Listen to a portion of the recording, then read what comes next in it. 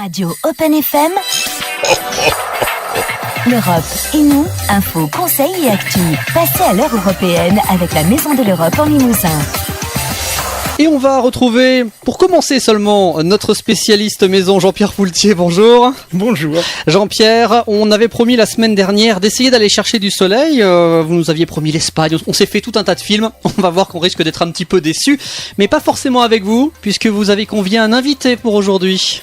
Tout à fait. Donc, quelqu'un qui connaît bien Bilbao et le musée que nous allons visiter ensemble. Donc, je vais laisser la parole à Gilles, donc, qui travaille avec nous à la Maison de l'Europe également. Eh bien, salut Gilles. Bonjour. Et on va donc poursuivre ensemble cette visite des musées entamée la semaine dernière avec Jean-Pierre, qui se poursuivra même la semaine prochaine.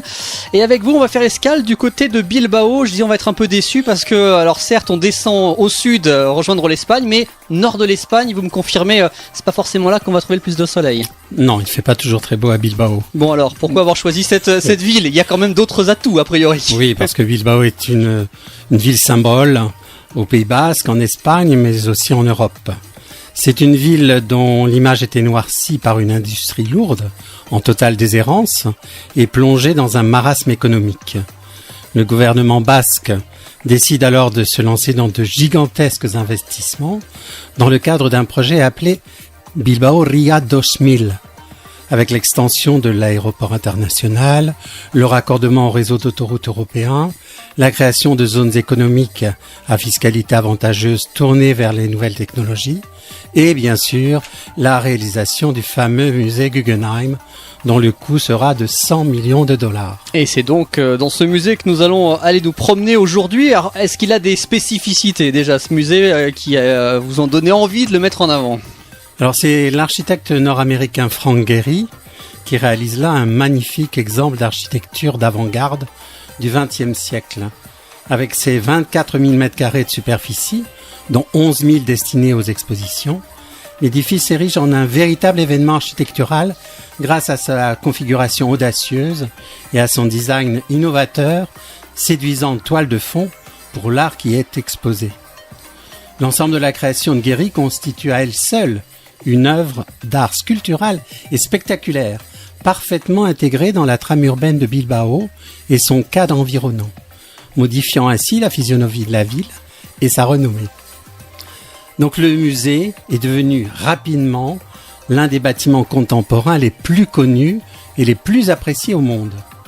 Les chercheurs ont même appelé cet impact sur toute une ville, de la construction et de l'ouverture au public d'un lieu culturel remarquable, l'effet Guggenheim.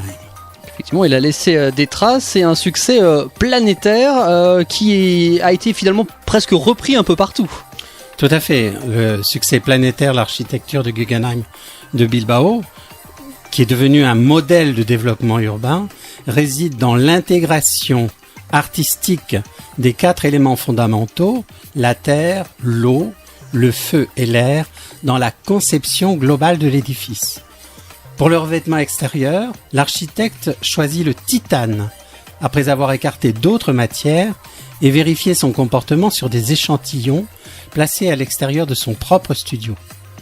La finition des près de 33 000 fines plaques de titane aboutit à un effet rugueux et organique, auquel viennent s'ajouter les changements de couleur du matériau selon les variations atmosphériques.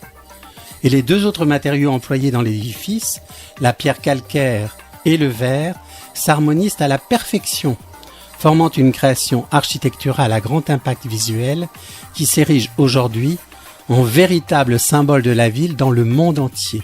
Et en réalité, c'est cette architecture qui vaut la visite. Donc, évidemment, pas seulement, puisque on est ébloui par l'architecture du bâtiment, mais on va ensuite pousser la porte et découvrir tout ce que contient ce musée Guggenheim. Alors, avant de pousser la porte, il y a l'extérieur. Il y a encore des choses à voir. Absolument. L'extérieur du musée, dont le périmètre peut être parcouru dans son intégralité, sert d'espace d'exposition aux pièces de divers créateurs, comme Louise Bourgeois, Eduardo Chillida, Yves Klein, Jeff Koons, Fujiko Nakaya. La parcelle où se dresse l'édifice est traversée à l'une de ses extrémités par le pont de la Salve qui, depuis 2007, sert de support à l'intervention sculpturale commandée par le musée à Daniel Buren. Et cette œuvre s'intitule Arcos Rojos, et en basque, je parle pas le basque, mais ça se dit à peu près Arcu Goriac. Je n'aurais pas fait mieux.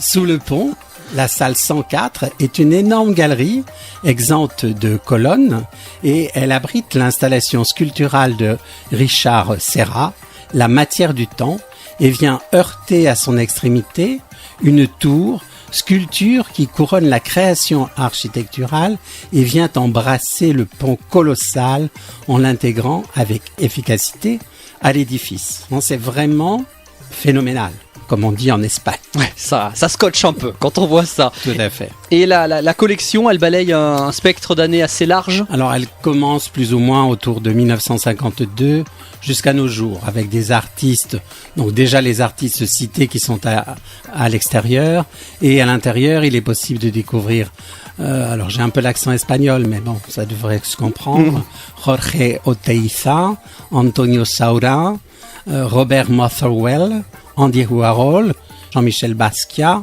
Anthony Tapies, Christina Iglesias, Richard Long, Robert, alors ça c'est de l'allemand, Rauschenberg, Anselm Kiefer, Gerhard Richter, James Rosenquist et bien d'autres. C'est très difficile de les citer tous. Voilà, on vous laisse les découvrir. Est-ce qu'on a le droit de rentrer quand même maintenant enfin dans ce musée pour découvrir le contenu ?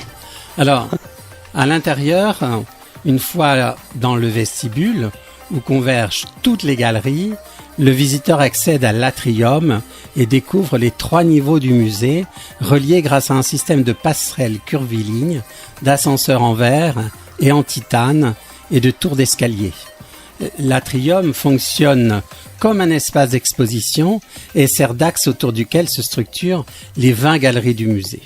Mais ce qui est important aussi, ce sont les expositions temporaires. Donc je peux vous en citer quelques-unes à Soyons venir. d'actualité, voilà. Voilà. Donc Alberto Giacometti, une rétrospective depuis le 19 octobre jusqu'au 24 février 2019. Architecture Effects du 5 décembre 2018 au 28 avril 2019. Ensuite, de Van Gogh à Picasso, le legs Tannhäuser du 21 septembre au 24 mars 2019.